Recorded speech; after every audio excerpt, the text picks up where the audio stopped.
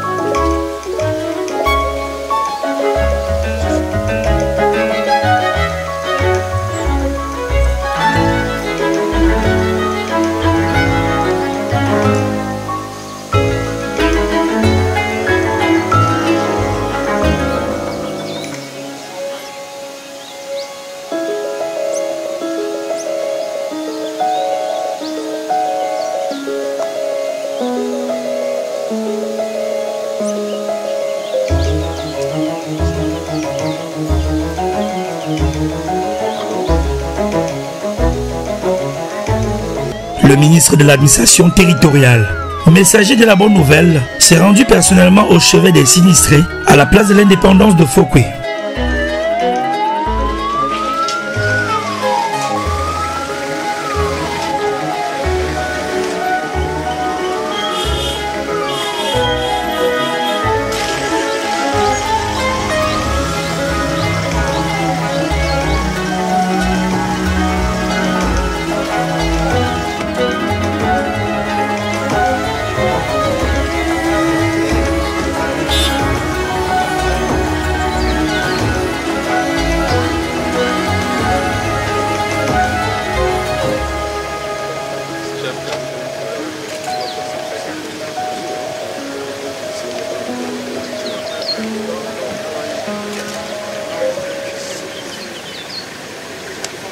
How are you? Yes, you have to present your food. This is the Lord Mayor of the council. How are you, Madam President? Happy to see you. The honorable member of parliament. Comment ça va? Ça va bien? This is the Senator. The Joe of Santo. Comment ça va? He's the brigade commander of Fouquier. He is the president of the section of CGM and the division. Happy to see you. How are you? He is the paramount chief of contractual. Okay. Majorité, ça va? He is also the first deputy mayor. He is the second deputy mayor of the council. Deputy Mayor of Santo. Of Santo. He is Papa Major. Allez, chef d'enquête, madame de l'arrondissement de Fouquier. Merci. Comment ça va? Ça va bien? Je vois que la main est encore là. Comment ça va? Ça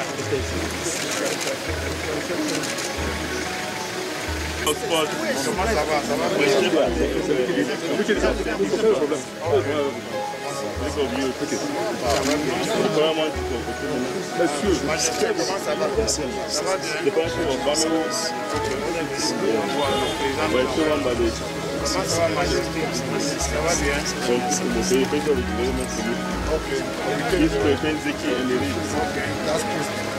Oh oui, ok. Comment ça va, monsieur le préfet? Ça va bien? Yes, sir, yes. Yes, yes. Good. I'm happy to see you. I'm happy to see you. Comment ça va? Affaires sociales. Affaires sociales, ça va? Vous avez beaucoup de travail avec les inondations. Les affaires sociales.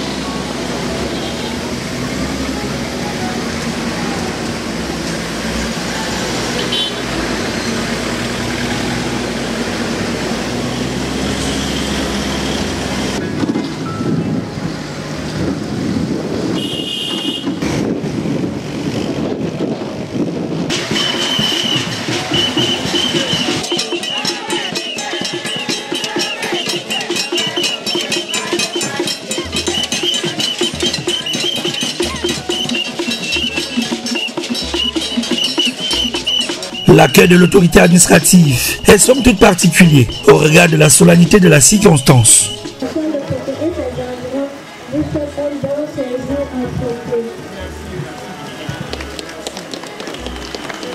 Revue des corps constitués et installation à la tribune.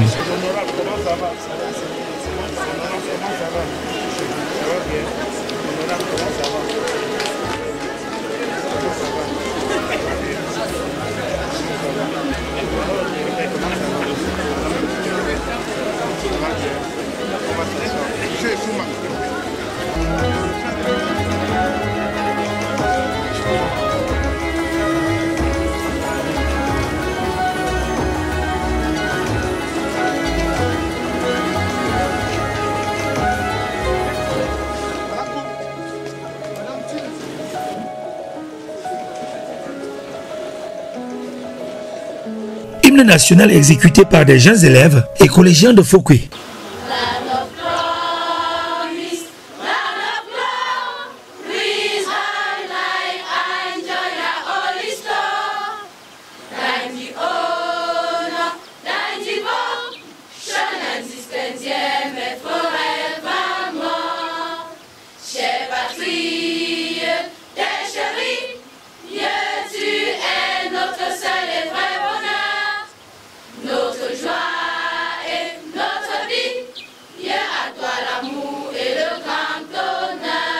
Sac de riz, carton de savon, matériel de couchage tel natte, matelas, couverture et autres produits de première nécessité, de quoi soulager de façon considérable les peines de ces citoyens qui ont vu leur bien se transformer en ruine.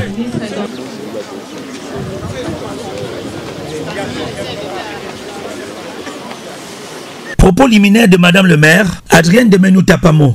Excellence, Monsieur le ministre de l'administration territoriale, Monsieur le gouverneur de la région de l'Ouest,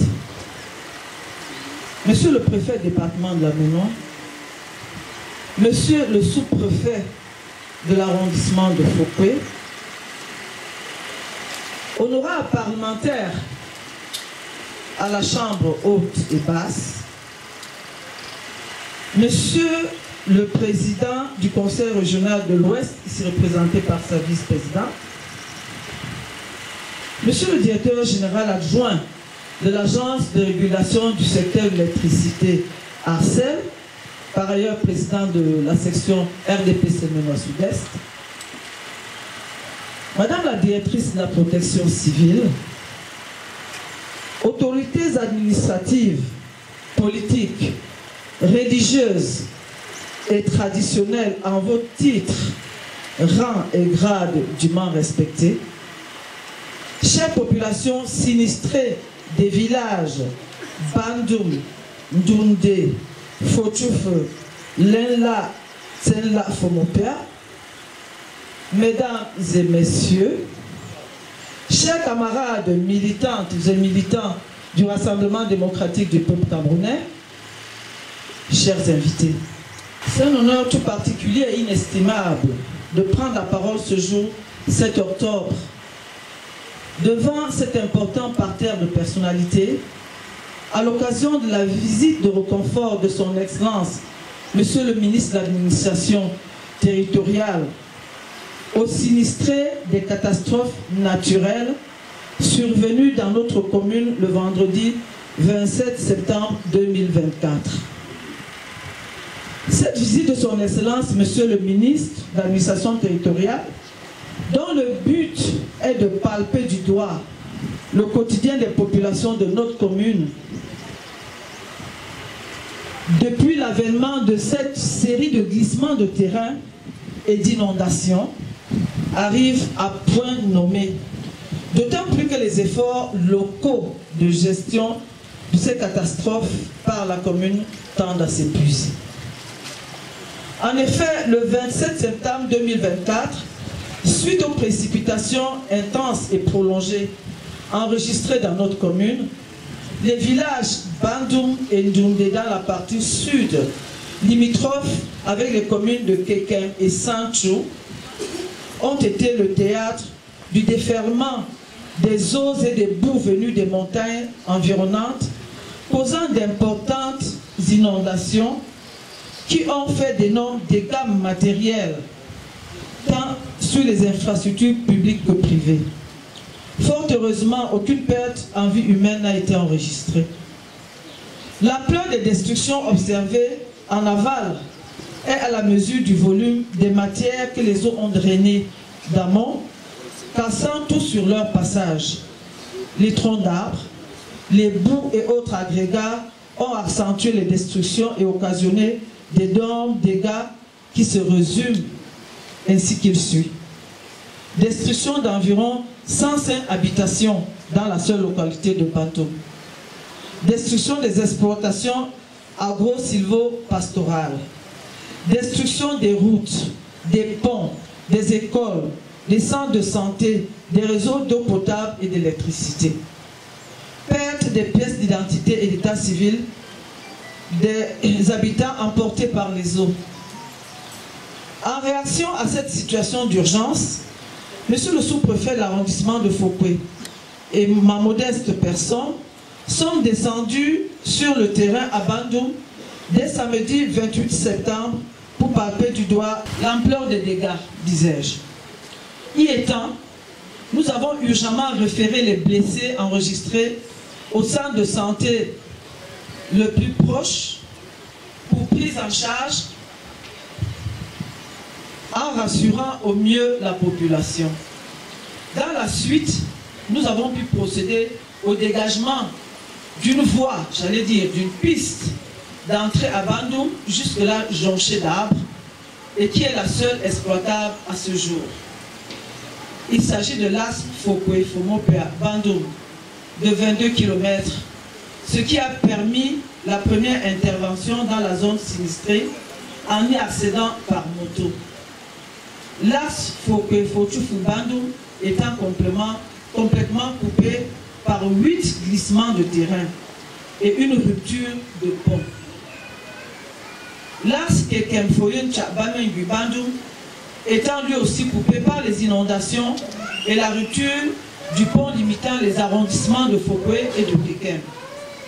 Dans la suite des actions pour la prise en charge des sinistrés dans cette situation de crise, la commune de Fouquet a acheminé à Bandoum du matériel de premier secours et quelques denrées alimentaires. Son élan a été suivi par plusieurs autres acteurs, principalement les populations et les élites de l'arrondissement. C'est ici le lieu pour moi de dire un vibrant remerciement à toutes ces initiatives. Le gouvernement s'est manifesté de la manière la plus éloquente, dont l'un des moments forts a été la descente de monsieur le gouverneur de la région de l'Ouest jusqu'au cœur même du sinistre à Bandoum, Ndjoundé étant inaccessible car la route était profondément noyée par les eaux. Convaincue de la limite des moyens de sa municipalité, elle a exhorté le ministre à porter les préoccupations de sa localité auprès du gouvernement de la République. L'acquisition des engins par la commune permet de déblayer les routes suite au glissement léger de terrain pour permettre la circulation des biens et des personnes dans notre arrondissement. Par ailleurs, la commune procède à la sensibilisation des populations sur les risques liés aux activités d'exploitation des produits de carrière, pierre et sable, le long des axes routiers, ainsi que la construction des habitats aux abords des cours d'eau ou sur les flancs de montagne. Excellence, Monsieur le Ministre, la solution structurelle et pérenne que j'ai évoquée tout à l'heure passe par la cartographie des zones à risque de notre espace communal et l'élaboration d'un plan d'occupation du sol qui nous permettra de protéger nos populations des effets destructeurs des catastrophes naturelles par une délimitation précise des zones exploitables et habitables. Ça passe également par le bitumage de la route Tchan-Fouquet, Fomopia, Bandoum, Ndjoundé, Kekem, qui en plus d'être une réelle alternative à la route qui passe par la falaise Foreké-Tchan pour allier la région de littoral, sera l'occasion de renforcer les talus sur la route régionale numéro 17 pour éviter des éboulements. Excellence, Monsieur le Ministre, la commune de Fokwe et l'ensemble de ces populations sinistrées vous adressent leurs remerciements, non seulement pour cette visite de réconfort en temps de crise, mais aussi pour l'importante dotation mobilisée pour la circonstance. Excellence, un adage de chez nous dit, je cite, « Qui dit merci en redemande encore ». En effet, loin du problème central des catastrophes naturelles qui nous réunit en cette circonstance, l'arrondissement de Fokwe, dont la docilité et le loyalisme politique ne sont plus à démontrer, fait face à plusieurs autres difficultés et le devoir nous interpelle en ces lieux de les porter à votre connaissance. Nous pouvons énumérer entre autres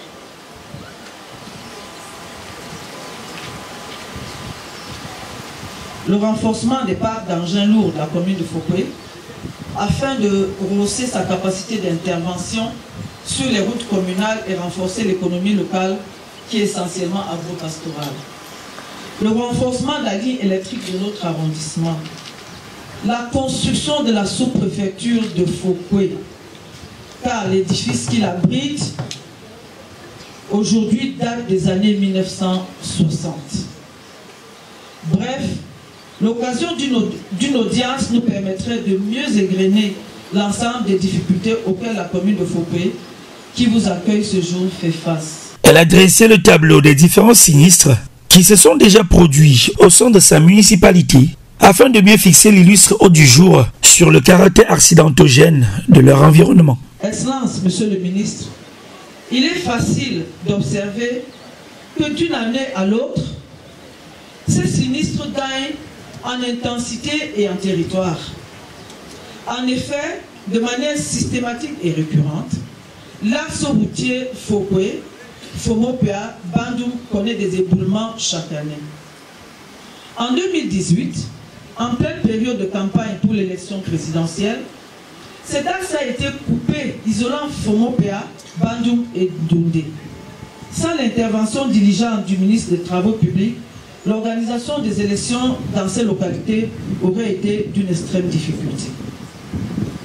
Dans la nuit du 11 au 12 juillet 2019, autant pour moi, à la suite d'une longue et persistante pluie qui s'est soldée par un éboulement de terrain dans le village Yantou Fomopea, les torrents ont surpris dans leur sommeil une grand-mère et ses deux petits-enfants en vacances, emportant 2 ou 3 maisons au passage. Le 24 mars 2023, les villages Bandung et Ndundé sont réveillés totalement inondés, avec quelques dizaines de maisons détruites, de même que des cultures.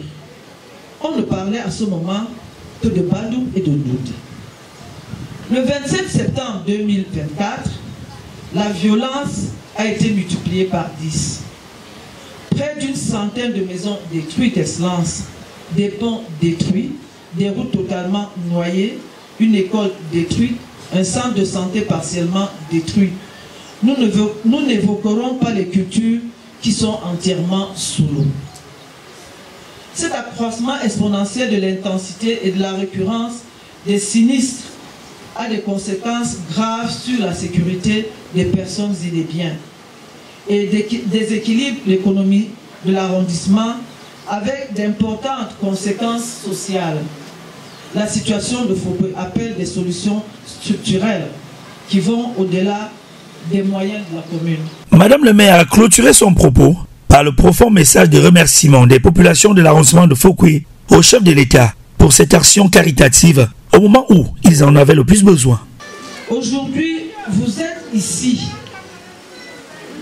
avec nous au cœur du drame qui nous a frappés pour nous apporter le réconfort du gouvernement et de son chef, son Excellence, M. Paul Biya.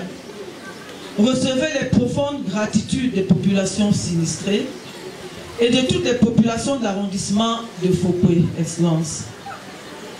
Merci infiniment, Monsieur le ministre, pour votre promptitude et votre détermination.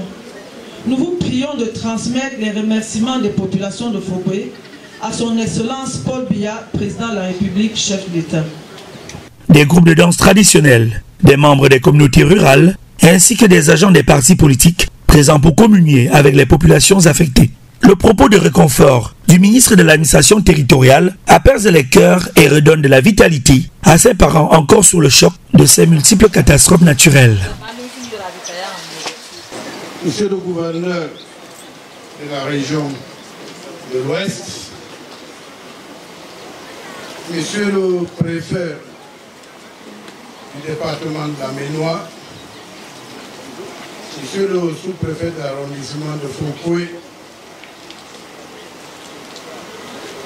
Madame le maire de l'arrondissement de la commune de Fouquet, distingués parlementaires, leur majesté présent, les autorités traditionnelles religieuses, distinguées personnalités en vos grands titres, rangs respectifs.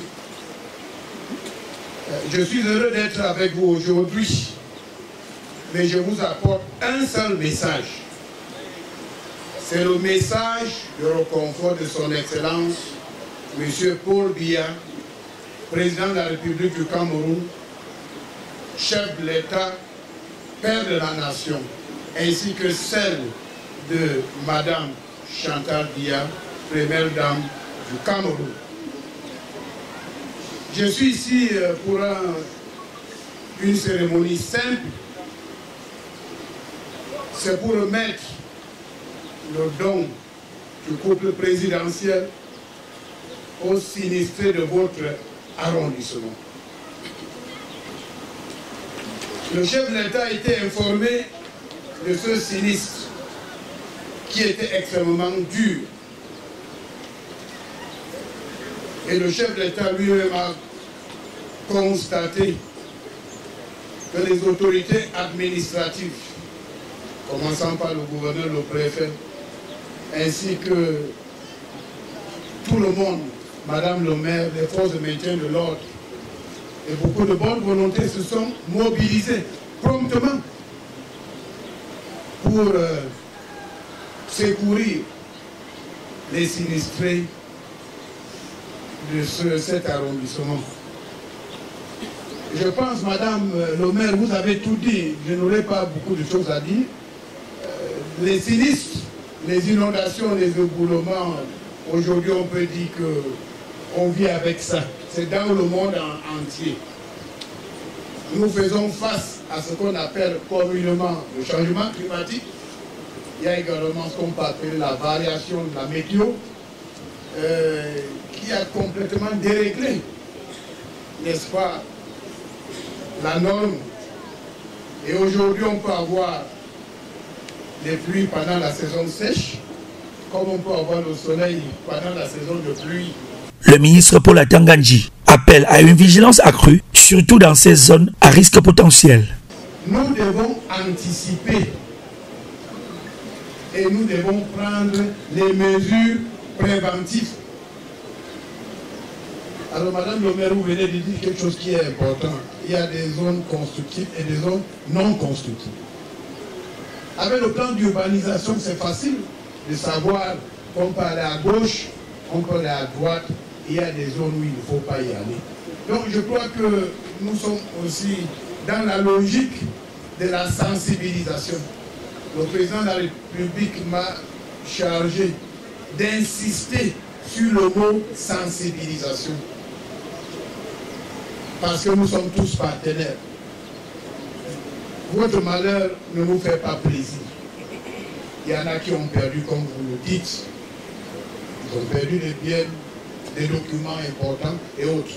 Donc, pendant la gestion d'une catastrophe, nous devons tous réfléchir. Parce que aujourd'hui c'est ici, demain ça peut être ailleurs. D'ailleurs, demain je serai encore ailleurs quelque part pour gérer d'autres catastrophes. Donc, le message est simple. le président de la République est de tout cœur avec vous. Le président de la République et la première dame partagent vos douleurs et vos souffrances. Il est très important de le savoir. Voilà pourquoi j'ai fait ce déplacement aujourd'hui avec le gouverneur et son état-major. Et nous allons superviser, n'est-ce pas, la distribution de ces dons. Nous allons rester assis jusqu'à la fin de la cérémonie pour éviter, n'est-ce pas, les problèmes. Il a ensuite signifié toute l'attention du président de la République à l'égard de ces populations établies sur le territoire national et même à l'étranger. En réalité, lorsque le chef de l'État nous envoie quelque part pour assister les sinistrés, on pense à tout le monde parce que le président Paul Biya, c'est le père de la nation.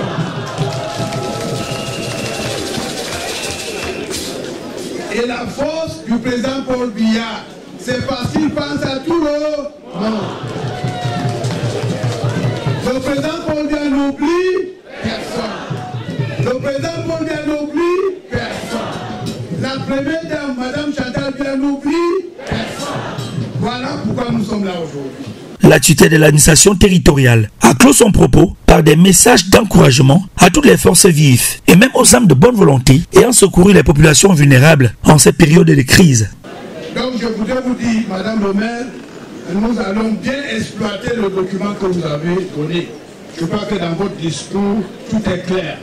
Non seulement vous avez vraiment posé des problèmes réels, mais je voudrais vous féliciter pour ce qui a été fait. Si aujourd'hui je trouve le sourire, c'est parce que le gouvernement m'a rendu compte et ses collaborateurs que vous avez travaillé pour que le terrain soit bien lisse avant notre arrivée. Donc je vous félicite pour ce travail. Le Cameroun du président Paul Biya, c'est un pays de solidarité. Vous savez que même dans la Bible, chez les chrétiens, on parle de la prière, on parle de la foi, mais on parle surtout de la charité. Parce que Jésus lui-même avait mis la charité au-dessus des autres valeurs chrétiennes. Et le président Paul Biya, la force du président Paul Biya, la force de la première dame, c'est parce que le couple présidentiel, le mot charité occupe une place de choix. Voilà pourquoi nous sommes là aujourd'hui. Le mot solidarité occupe une place de choix. Donc je voudrais vous remercier, les sinistrés. Ça c'est le premier geste. Nous allons exploiter le rapport de Madame le maire. Nous allons continuer et on verra ce qu'on peut faire quand ça sera nécessaire. Une fois de plus, je suis content d'être à Fokwe.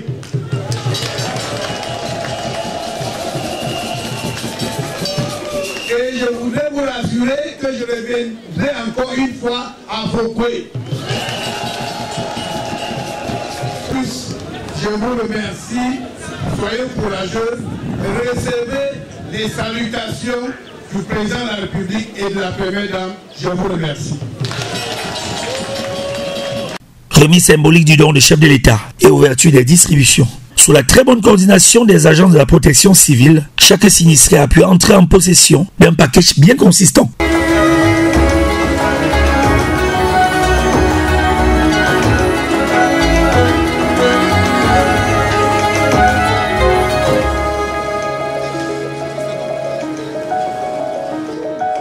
De soulagement pour nombre de ces récipiendaires qui retrouvent en cette circonstance du sourire à la vie. Remerciements au rendez-vous certes, mais aussi des attentes au menu dans la mesure où le plus dur reste le curage de la rivière à l'origine de ces désastres. Une communion parfaite entre les populations de l'arrondissement de Fokwe et monsieur le ministre de l'administration territoriale, suffisamment avisé de l'urgence du désenclavement de cette unité administrative.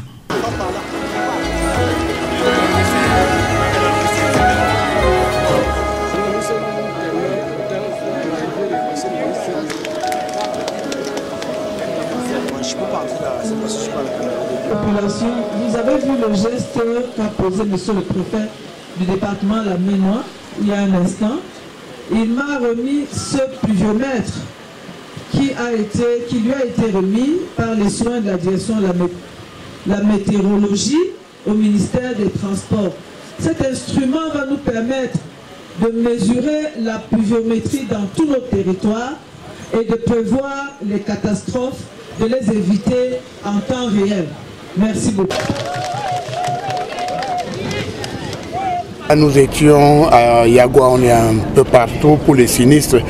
C'est un phénomène naturel inévitable désormais dont nous devrons gérer ces sinistres avec beaucoup de précautions, avec beaucoup d'attention.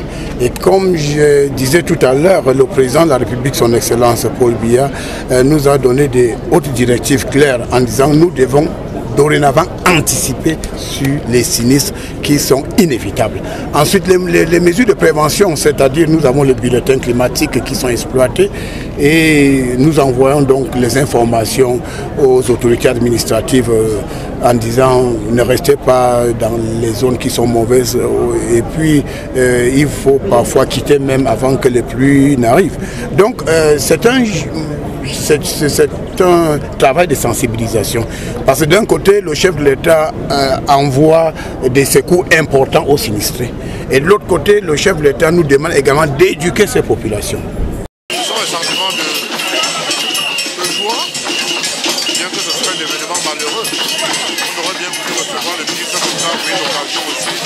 Mais il est là, comme il a dit lui-même, porteur d'un message de reconfort au présidentiel. Ça nous va droit au cœur et nous prions que les pouvoirs publics essaient de faire encore beaucoup plus. C'est en termes de prévention pour éviter qu'à l'avenir on soit encore en train de courir après des événements de cette nature. Maintenant, on ne peut être que satisfait que tout qui commence bien finit bien et on prie le Seigneur que tous ceux ou celles qui ont fait le déplacement ici se retrouvent en train de retrouver leur domicile respectif sans heurts.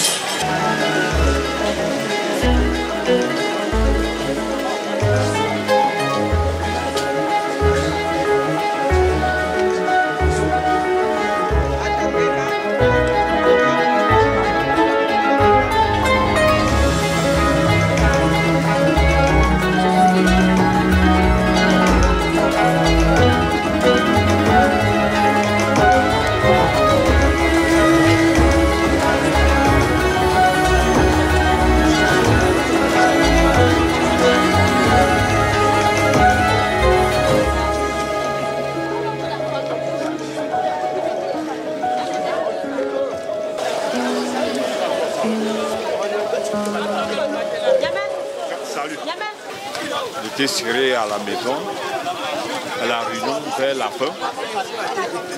J'ai vu un ami, Michel, qui fait la ligne Fonopé avec sa moto. Il m'a pris. Il était arrivé à Mangarelu. La moto, on ne pouvait plus traverser. Quand il y avait la boue, il m'a dit de descendre. Je descends. Il démarre la moto, seconde, l'éboulement arrive, m'enrouler. Mais il fallait que j'ai payé. Ma petite mutuelle que j'avais, ça a tout pris. L'ami à qui j'étais avec lui, il ne pouvait plus me livrer. Il était à côté. Un enfant est sorti derrière. Il dit papa, il m'a tiré. Je suis sorti, j'étais entièrement roulé. Nous remercions le chef d'État par rapport au matelas et au lit et couverture pour nous secourir pour ce qui est arrivé chez nous. Mais ça ne suffit pas, puisque vraiment, s'ils pouvaient encore venir nous drainer le lit d'eau et nous chercher l'abri, on devait être très fiers. Oui. À la main, on ne peut pas, parce que nous avons déjà essayé. Ça c'est toujours parce qu'il y a d'abord des gros cailloux qu'il faut les écarter et retracer ça de nouveau. Il faut maintenant un engin lourd.